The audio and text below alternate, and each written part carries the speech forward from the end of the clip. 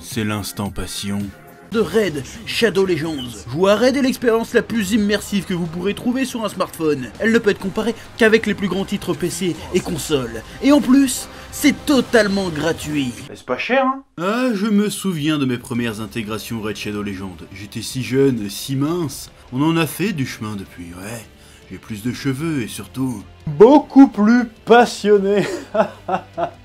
Ouais, depuis j'ai changé, j'ai grandi, j'ai évolué, tout comme Raid Shadow Legends d'ailleurs. Ouais, et tu peux télécharger le jeu via le lien dans la description sur mobile et sur PC. Ouais. Ce que j'aime toujours dans le jeu, c'est l'aspect combat qui sont suffisamment intenses pour me défouler mon stress en dézinguant des hordes de créatures. Et j'aime la bagarre. La communauté de joueurs n'a pas cessé de grandir sur tous les réseaux disponibles. Raid aujourd'hui, c'est surtout une grande famille. Ouais. Récemment, Raid a eu sa plus grande mise à jour, la Tour de Malheur. C'est une tour géante de 120 étages, un tas de salles de défis secrètes et 12 postes très durs à affronter. Ils lancent également plein de nouveaux champions généraux et ils en rajoutent encore ce mois-ci. Ça va faire plus de 500 champions, alors il y en aura pour tous les goûts. En plus d'une multitude de tournois, il va y avoir des événements spéciaux pour la Saint-Valentin. Si vous voulez obtenir une énorme longueur d'avance dans Raid, tout ce que vous avez à faire est de cliquer sur le lien dans la description. Et si vous êtes un nouveau joueur, vous obtiendrez gratuitement 50 000 pièces d'argent, 50 gemmes, une recharge d'énergie, une clé de boss de clan, 5 éclats mystérieux, plus un DXP booster, plus un champion. Petit sortilège. Et tout ce trésor vous attend ici. Et vous pouvez me retrouver dans le jeu sous le pseudonyme le chef Otaku, et si vous êtes assez rapide, vous pouvez même rejoindre mon clan. Et dépêche-toi vite, les récompenses seront disponibles seulement pour les 30 prochains jours, et aussi seulement pour les nouveaux joueurs. Que la passion te guide, ouais. C'était l'instant passion. Ouais. Salutations tête de nage, je suis le chef et tu sais quoi, ça fait bientôt 8 ans que je suis sur YouTube et il y a une question qui revient sans cesse encore et encore. Mais comment ça se fait que moi le chef, l'oracle cosmique, je parle que très peu de One Piece sur cette chaîne? Et je peux tout à fait comprendre cette interrogation. One Piece étant incontestablement l'un, si ce n'est le manga le plus populaire de ces dernières années, en parler sur YouTube serait une assurance de faire des vues et de récolter de la passion. Et comment ça se fait que le youtubeur manga le plus passionné de tous n'en parle quasiment jamais, alors que ça le ferait clairement manger Gucci toute l'année durant?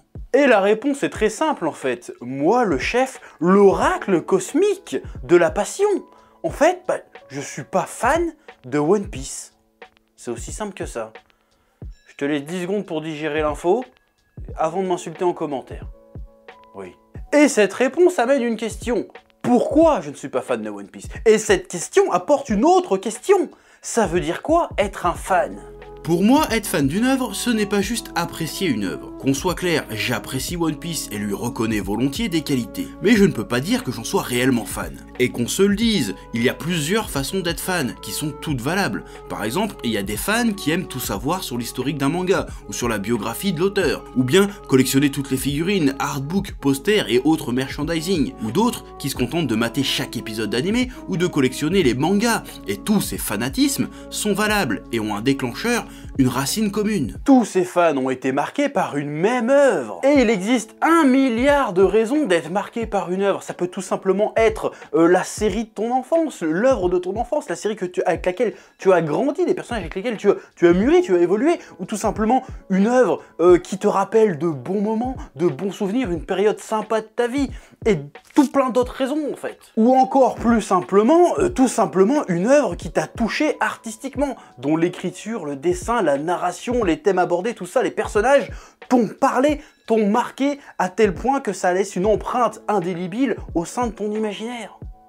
Et c'est précisément ce qu'il me faut à moi pour me considérer comme étant fan d'une œuvre. Mais attention, véritablement fan. Pas juste « oh, c'est pas mal », non, fan.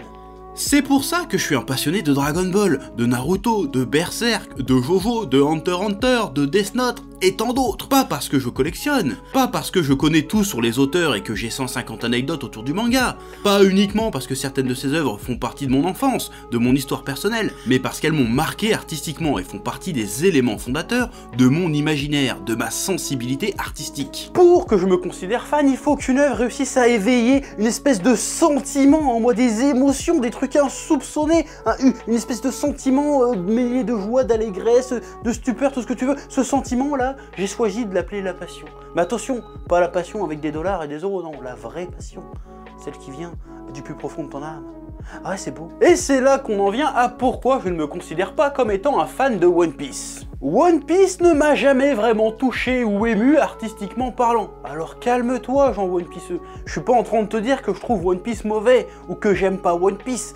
C'est très bon One Piece. D'ailleurs, je t'invite à aller voir le menu manga que j'ai fait dessus. J'avoue même que c'est bien mieux que Dragon Ball sur certains points. Donc je sais reconnaître les qualités de One Piece. Mais est-ce que ça veut dire que j'en suis fan? Ce que j'essaye de te dire, c'est que j'ai beau reconnaître que c'est un très bon manga, ça ne me touche pas. Et pourquoi ça ne me touche pas? Eh ben c'est difficile à expliquer. Je pense qu'en fait il s'agit d'un ensemble de choses qui me rendent hermétique à la magie de One Piece. Premièrement, je parlerai du graphisme, et ça je l'ai déjà évoqué dans plusieurs vidéos, notamment dans le menu manga, si je m'en souviens bien, et même très récemment dans d'autres vidéos. J'ai du mal à lire One Piece, j'aime le dessin, j'aime le trait d'Oda, d'ailleurs j'ai plusieurs artbooks qui sont vraiment ultra stylés, mais c'est un style que je trouve fou en illustration, mais en planche, j'ai du mal.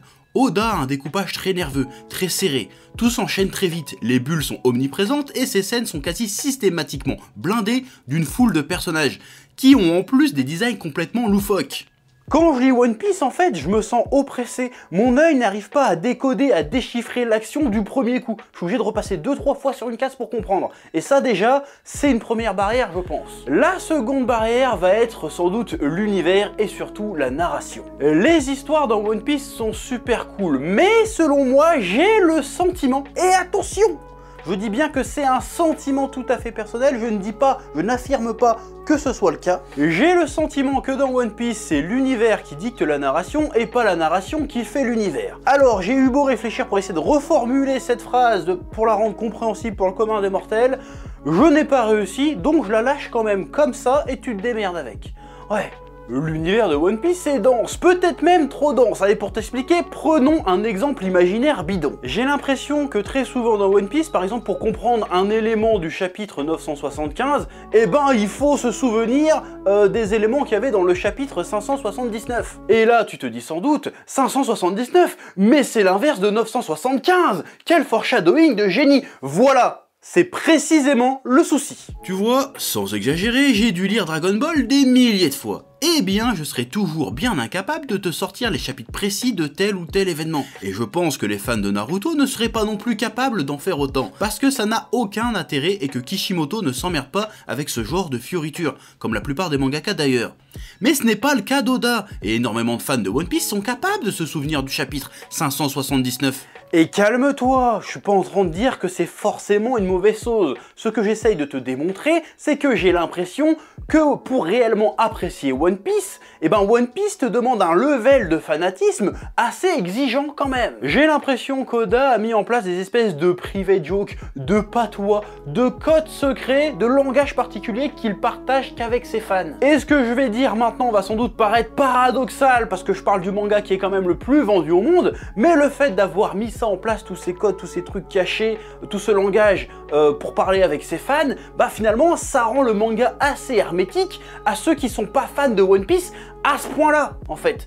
Ce qui est mon cas, d'où le problème. C'est d'ailleurs pour ça que j'ai assez vite lâché l'affaire de faire des reviews One Piece, parce que je passais systématiquement à côté de plein de trucs, parce que même si j'ai tout lu le manga 2 ou 3 fois, bah j'oublie des trucs, parce que One Piece il y a tellement de personnages et de sous-intrigues que c'est impossible pour moi de me souvenir de tout. Parce que je ne suis pas suffisamment fan pour me souvenir de tout en fait. Je me suis aussi posé la question, est-ce que finalement le problème serait que One Piece serait peut-être finalement une œuvre trop grande pour moi? Et attention, calme-toi, je suis pas en train de te dire que One Piece est trop génial pour qu'un cerveau diminué comme le mien puisse le comprendre. Non, je suis un génie, tais-toi, je te bats. Ne cherche même pas à discuter, c'est pas de ça que je te parle. Je te parle trop grand en termes de volume. Oui. Au moment où je tourne cette vidéo, j'ai 30 ans et je dois lire des mangas depuis environ 25 ans. J'en ai lu des mangas de fous, et comme je le disais au début de cette vidéo, mon imaginaire est déjà pas mal défini par des œuvres qui m'ont chamboulé artistiquement parlant. Et peut-être, je dis bien peut-être, qu'il n'y a plus de place pour une œuvre comme One Piece. Peut-être que mon rapport à One Piece aurait été plus profond si je m'y étais mis plus tôt dans ma vie, à un moment où mon imaginaire était moins rempli.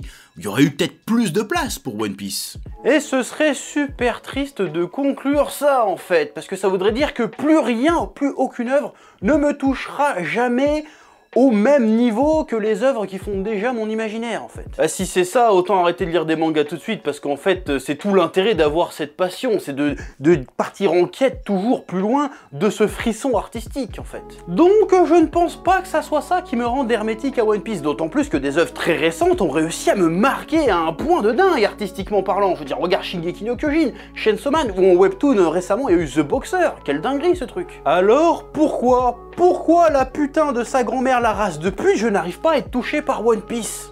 La question elle est pas vite répondue du tout là pour le coup. Et je veux trouver la réponse à cette question, alors tu sais quoi?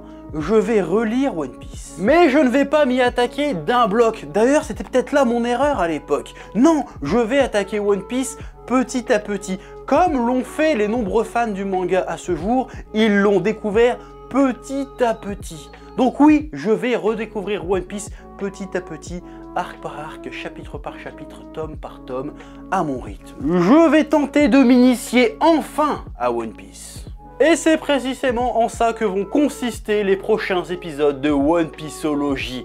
Une découverte, ou plutôt une redécouverte de l'œuvre d'Eiichiro Oda dans son ensemble, arc par arc, avec mes impressions, mes analyses des arcs et l'évolution de mes impressions sur ce manga. Ouais. Alors, êtes-vous prêts à m'accompagner dans cette formidable aventure, dans cette exploration des confins de l'univers d'Eiichiro Oda, pour voir si au bout du voyage, nous pourrons avoir la réponse à cette question. Est-ce que One Piece, c'est la vie? Ouais. Eh oh, tu vas pas te barrer comme ça, hein? Tu vas laisser un pouce bleu? Un petit pouce bleu, hein? Puis tu regardes aussi les autres vidéos? Parce que voilà, tu t'abonnes?